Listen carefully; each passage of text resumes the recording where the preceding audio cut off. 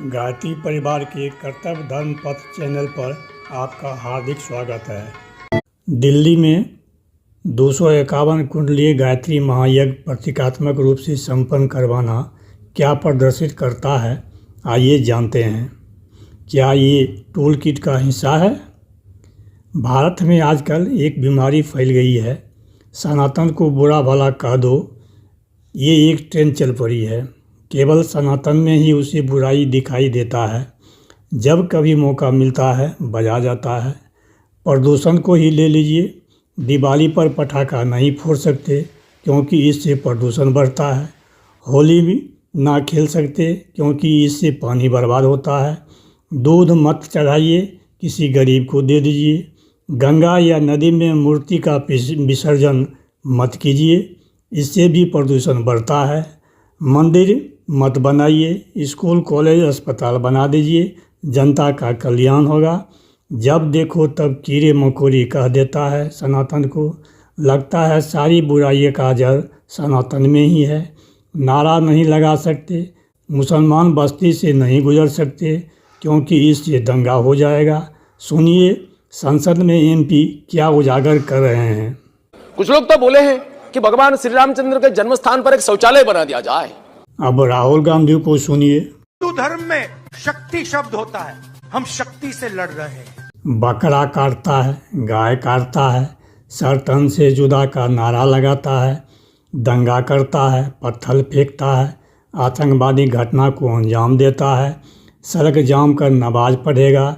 इन सब से देश को कोई नुकसान नहीं है।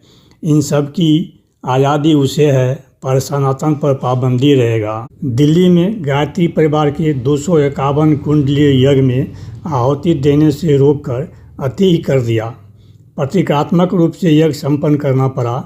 आग में आहुति देने से यदि प्रदूषण फैलता है तो सदियों से यज्ञ कैसे होते आया है?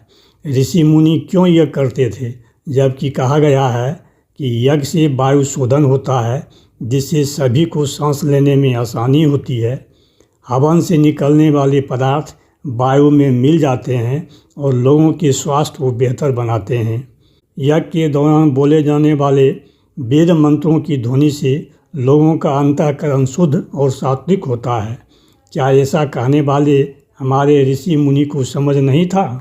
आध्यात्म विज्ञान से बड़ा ये आधुनिक विज्ञान है। आदिकाल से जो यज्ञ होते आया है वो गलत था। आज के वैज्ञानिक सोच यही है, सरकार का निर्णय सही है।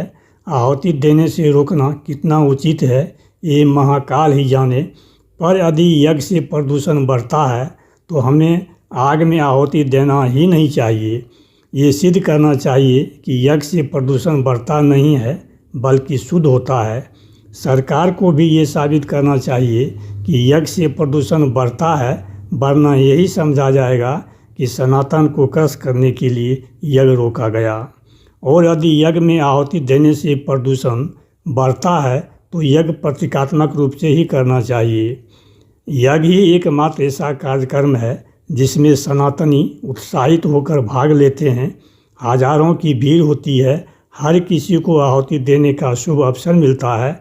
बिना भेदभाव के यज्ञ में सभी लोग अपनी भागीदारी निभाते हैं। आज बस इतना ही। वीडियो के अंत तक बने रहने के लिए धन्यवाद। ओम शांति, ओम शांति, ओम शांति।